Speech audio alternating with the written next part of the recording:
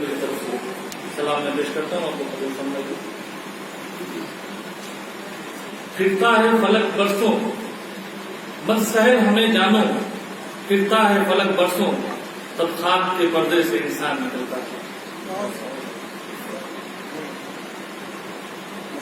ہزاروں سال نرگس اپنے بے نوری پہ روتی ہے، بڑی مشکل سے ہوتا ہے چمن میں دیر دعوت پیدا۔ حضرات، آج کا یہ پروگرام شیخ الہند مولانا محمود الحسن صاحب اسیر مالٹا کی یاد میں منعقد کیا گیا ہے۔ ہم سے پہلے بہت سے مقررین لائف پہ آئے اور انہوں نے تفصیل میں مولانا کی خدمات کو آپ کی گوشے گزار کیا۔ مجھے لگتا ہے کہ بہت کچھ آپ جان چکے ان کے تقریر کے ذریعے۔ جاوید بھائی بیٹھے ہوئے انہوں نے کافی تفصیلی روشنی ڈالی، مولانا صاحب نے ڈالی، اور جو کچھ بچا تھا صغیر بھائی نے اپنی نظافت میں وہ کمی پوری کر دی۔ کافی اچھے ناظم ہیں، میں مبارکباد پیش کرتا ہوں صغیر بھائی کو، اور خاص طور سے اپنے بڑے بھائی قاضی عمران لطیف صاحب کو کہ انہوں نے اس پروگرام کے ذریعے ہم لوگوں کو ہمارے ماضی سے روشنا کرایا ہے۔ دوستو، جو قومیں اپنے بزرگوں کی خدمات کو بھول جاتی ہیں وہ مٹ جاتے ہیں، برباد ہو جاتے ہیں۔ آج جس شخصیت کی یاد میں اس پروگرام کا انعقاد ہوا ہے اسے سینٹرل خلافت موومنٹ نے شیخ الہند کا خطاب دیا تھا، اور انہیں اسیر مالٹا اس لیے کہا جاتا ہے کہ وہ مالٹا کی جیل میں 3 سال تک مقید رہے، اور ان کی جو قید تھی وہ بامشقت تھی، یعنی ان سے وہاں پہ بہت سے کام بھی کروائے جاتے تھے اور ان کے ساتھ بہت زیادتیاں بھی کی جاتی تھی۔ جب 1857 کا قدر ہوا تھا تو مولانا شیخ الہند کی عمر صرف 6 سال تھی۔ ان کی پیدائش 1851 میں بریلی میں ہوئی تھی۔ اس کے بعد یہ دیوبند شفٹ ہو گئے تھے اور انہوں نے اپنی ابتدائی تعلیم بھی دیوبند میں حاصل کی۔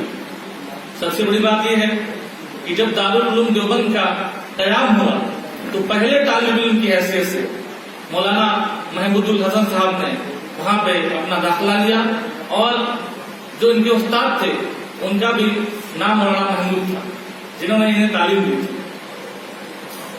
حضرات، یہ جو ہمارا دیش آزاد ہوا، آزادی کی لڑائی میں ہمارے بزرگوں نے اپنے جانوں کی قربانیاں دی۔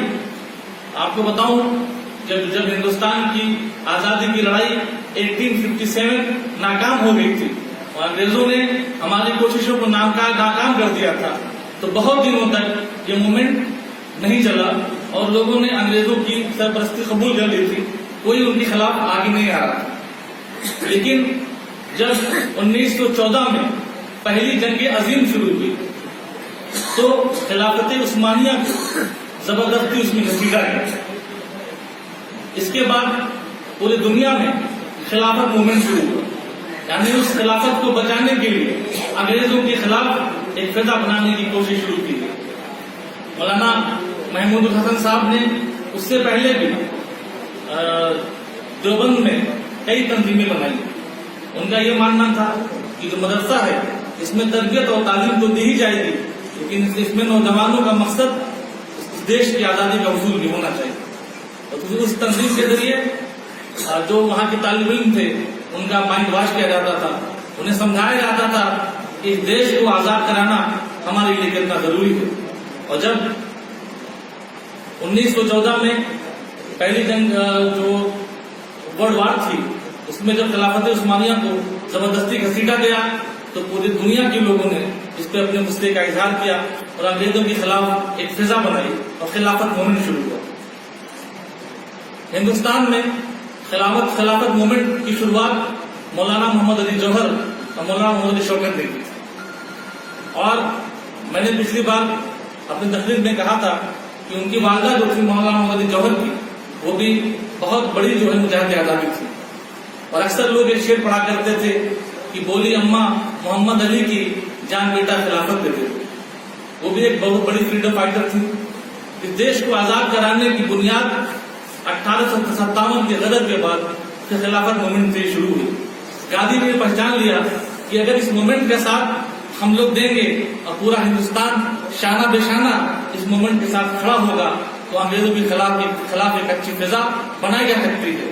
لوگوں کے اندر غصہ بھرا جا سکتا ہے اور جب لوگوں کے اندر انگریزوں کے خلاف غصہ بھر جائے گا تو اس دیش کو آزاد کرانے کے لیے ہر ایک بچہ کھڑا ہو جائے گا. میں بہت مبارکباد دیتا ہوں عمران لطیف صاحب کو. پہلا پروگرام انہوں نے مولانا صاحب موہانی میں کیا تھا, اس میں بھی کافی تفصیلی تقریر ہوئی تھی. میں نے کہا کہ جتنے بھی علماء گزرے ہیں اور جنہوں نے بھی دیش کی آزادی میں حصہ لیا ہے انہوں نے قومی یکجہتی کو اپنا مسلک بنا لیا تھا.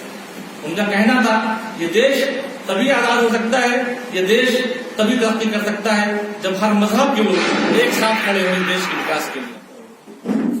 دوستو, میں کہنا چاہتا ہوں کہ آج جو فضا بنائی گئی, ظاہر سی بات ہے بہت سے لوگ یہاں تشریف فرما ہیں, بہت سے انٹلیکچوئلس ہیں, بہت سے پترکار ہیں, دانشوران ہیں, لیکن آج یہی کام کیا جا رہا ہے کہ ہمیں الگ کرنے کا کام کیا جا رہا ہے. اس سے ہمارا دیش کمزور ہو رہا ہے, ہمیں اسے سمجھنے کی ضرورت ہے. ایک بات اور کہنا چاہتا ہوں, بہت سے ہمارے پترکار بندھو, بہت سے ہمارے قلمکار ساتھی یہاں بیٹھے ہوئے ہیں کہ جو بھی فضا بنی, جو بھی موومنٹ شروع ہوا 1914 میں یا اس سے پہلے بھی, اس میں صحافت کا بڑا کردار رہا ہے. اس دیش سے انگریزوں کو بھگانے کے لیے جتنا کنٹریبیوشن صحافیوں نے کیا, ہمارے خیال سے کسی نے نہیں کیا. جب مولانا حسن موہانی نے اردو مولا نکالا, اپنا پرچہ نکالا اور اس میں انگریزوں کے خلاف اپنی قلم کو تلوار بنا لیا, اور انگریزوں نے جب اردو مولا پڑھا تو ان کو لگا کہ نوجوانوں کو جگانے کا کام کر رہا ہے یہ اخبار, اس سے تو پورے دیش میں ہمارے خلاف ایک غصہ اور ایک فضا بن جائے گی. انہوں نے مولانا حسن موہانی کو بھی جیل میں ڈال دیا. اس کے بعد مولانا محمد علی جوہر کا نمبر آتا ہے. انہوں نے بھی ایک انگریزی کا اخبار کامریڈ اور ایک اردو کا اخبار ہمدرد جاری کیا تھا, جس میں وہ انگریزوں کے خلاف زبردست مضمون لکھا کرتے تھے اور اس علاقے کے عوام کو, اس ملک کے عوام کو انگریزوں کے خلاف تیار کرتے تھے. یہ ہمارے لیے قابل فخر ہے کہ ہمارے علاقے کے ہمارے بزرگ قاضی عادل عباسی صاحب کا بھی خلافت آندولن میں بڑا کنٹریبیوشن رہا ہے. میں نے کہا نا کہ جو پترکار ہوتا ہے اس کی ذمہ داریاں اور بڑھ جاتی ہیں. تو قاضی عادل عباسی صاحب بھی ایک بڑے سیاست دان, ایک بڑے صحافی, ایک بڑے وکیل, ایک بڑے قلمکار, ساری خصوصیات انہیں ملا تھی. قاضی عادل عباسی صاحب نے بھی پہلے بجنور میں ایک مدینہ اخبار نکلتا تھا, اس کے ایڈیٹر تھے کچھ دنوں تک. پھر وہ لاہور چلے گئے تھے, وہاں پہ ایک اخبار نکلتا تھا زمیندار, اس کے وہ چیف ایڈیٹر ہوا کرتے. اور ایک میں نے پڑھا ان کی کتاب میں کہ چونکہ ایڈیٹوریل لکھا جاتا تھا وہ انگریزوں کے خلاف لکھا جاتا تھا, تو اس کے ایڈیٹرز کو انگریز جیل میں ڈال دیا کرتے. تو اس وقت جو ایڈیٹرز ہوا کرتے تھے ان کا نام پرنٹ نہیں ہوتا تھا ایڈیٹوریل میں, نام چھپتا تھا کسی ان نون پرسن کا, جو کوئی ایسا لوکل آدمی کا نام چھپتا تھا کہ اگر گرفتاری ہو تو جو ہمارا ایڈیٹر وہ بچا رہے. لیکن عادل عباسی صاحب نے اس شرط پہ زمیندار جوائن کیا تھا کہ میں اپنے نام سے ایڈیٹوریل. اور 1920 میں انہیں انگریزوں کے خلاف ایڈیٹوریل لکھنے کی پاداش میں بیارہ سے گرفتار کیا گیا. بیارہ آ گئے تھے. میں نے پڑھا ہے کہ داروغہ جی جو گھر پہ آئے تو ان کی ہمت نہیں تھی کہ وہ کہیں کہ آپ کو گرفتار کر کے لے جانا ہے. تو عادل صاحب سے انہوں نے کہا کہ آپ کے خلاف وارنٹ آیا ہے اور آپ کی گرفتاری کا وارنٹ ہے, آپ کو گرفتار ہونا ہے. تو عادل صاحب نے کہا کہ ایسا کریے آپ تھانے پہ چلیے, میں پیچھے پیچھے آتا ہوں, نہیں تو یہاں کافی ہنگامہ ہو جائے گا. یہ چپکے سے اٹھے اور چلے گئے تھانے پہ. تو میرے بڑے دادا نے کہا کہ عادل کہاں گئے, ہم کو لگتا ہے وہ گرفتار ہو گئے. لوگوں نے کہا ارے چاچا آپ کو کیسے معلوم گرفتار ہو گئے؟ کہنے لگے نہیں داروغہ جی آئے تھے, اس کے بعد عادل صاحب گھر سے غائب ہیں. انہوں نے اپنی کتاب میں لکھا ہے کہ میں جب لکھنؤ پہنچا تو میرے ہاتھ میں ہتھکڑی پہنا دی, 2-3 عورتیں کھڑی تھی. انہوں نے کہا دیکھو ایک نوجوان لڑکا گرفتار ہو کے جا رہا ہے. کہنے میں رک گیا اور میں نے کہا کہ نہ میں کوئی چور ہوں, نہ میں کوئی ڈاکو ہوں, نہ میں نے کسی کے ساتھ زیادتی کی ہے. میں نے اس دیش کی آزادی کے لیے لڑائی لڑ رہا ہوں, میں اس دیش کی آزادی کے لیے جیل جا رہا ہوں, جس میں مجھے فخر ہے.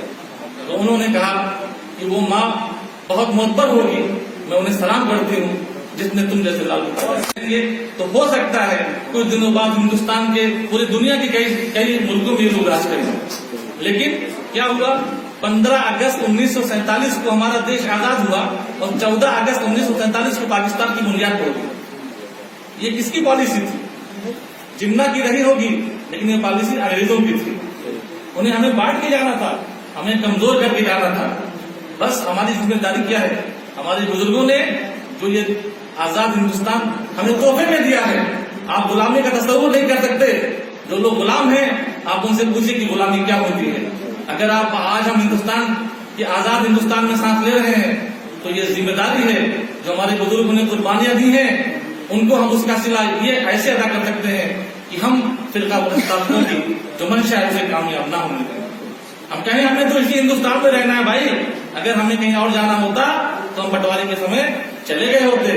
ہم نے تو مولانا ابوالکلام آزاد کے ہندوستان کو پسند کیا ہے. ہمیں تو یہی ہم رہنا ہے تو کیوں نہ ہم کندھے سے کندھا ملا کے اس دیش کی ترقی میں کنٹریبیوٹ کریں اور اس دیش کو پورے ملک میں ایک الگ مقام دلائیں. وقت کافی کم ہے, جذبات ہیں جو بڑھتے رہتے ہیں. عمران بھائی اگر 2-4 منٹ اور دیں تو میں کچھ عرض کرنا چاہتا ہوں. تو میں صرف یہ کہنا چاہتا ہوں کہ ہمارے بزرگوں نے اور جو ان کا معاملہ ہے ہمارے مولانا رحمۃ الحسن صاحب اسیر مالٹا کا, انہوں نے جب دیکھا کہ ہندوستان کی غلامی سے آزادی اتنی آسان نہیں ہے تو انہوں نے پوری دنیا کا دورہ کیا اور ان کو لگا کہ جب پوری دنیا کو ہم انگریزوں کے خلاف جو ہے پوری طرح سے موٹیویٹ کر لیں گے تو آزادی ہماری آسان ہو جائے گی. انہوں نے حجاز کا سفر کیا اور حجاز میں جو وہاں کے گورنر تھے مکہ کے غالب بادشاہ, ان سے ملاقات کی اور انہوں نے انگریزوں کے خلاف ہندوستان کے عوام کے لیے ایک خط لکھوایا. وہ خط ہندوستان بھجوایا جس کے بعد یہاں کا موومنٹ اور تیز ہو گیا. اس کے بعد جو ان کے دوست تھے, جو دوست احباب تھے یا جو ان کے سپورٹرز تھے, وہ ریشمی رومال پہ پیغامات لکھ کے ایک دوسرے کو بھیجا کرتے تھے. ایک جو پیغام لکھ کے شیخ الہند کو بھیجا, ان کے جو معاونین تھے انہوں نے وہ انگریزوں کے ہاتھ لگ گیا. جب وہ انگریزوں کے ہاتھ لگا تو ان کا ماتھا ٹنکا کہ بھائی یہ تو کافی بڑا موومنٹ ہمارے خلاف چل رہا ہے, پوری دنیا کو ہمارے خلاف ایک کیا جا رہا ہے. تو انہوں نے پھر اس کے بعد بہت سے علماؤں کو, بہت سے لوگوں کو گرفتار کیا. بہت اذیت ناک دن تھے وہ, اور مولانا محمد حسن صاحب کو گرفتار کیا گیا, ان کے کئی ساتھیوں کو گرفتار کیا گیا اور مالٹا کی جیل میں محقیر کر دیا گیا. 1920 میں جب یہ مالٹا کی جیل سے آزاد ہوئے تو انگریزوں کو یہ لگ رہا تھا کہ اب تو ہم نے انہیں بند کر دیا تو موومنٹ ختم ہو جائے گا. لیکن جب یہ آئے اور 1920 میں بمبئی میں ان کا پرزور استقبال ہوا اور 1919 میں ہی جمعیت العلماء ہند کا بھی قیام ہو گیا تھا. 1920 میں شیخ الہند کا انتقال ہو گیا, لیکن جمعیت العلماء نے بھی آزادی کی لڑائی میں کندھے سے کندھا ملا کر پوری طرح سے اپنے آپ کو شریک کیا. یہ بڑی خوشی کی بات ہے. ہمارے درمیان جمیل بھائی تشریف فرما ہے, ابھی ان سے بھی کچھ سننے کا موقع ملے گا. ہمارے بڑے بزرگ علماء کرام بھی بیٹھے ہوئے ہیں. میں زیادہ وقت نہ لے کے اپنی باتیں پہ ختم کرنا چاہتا ہوں. بہت بہت شکریہ.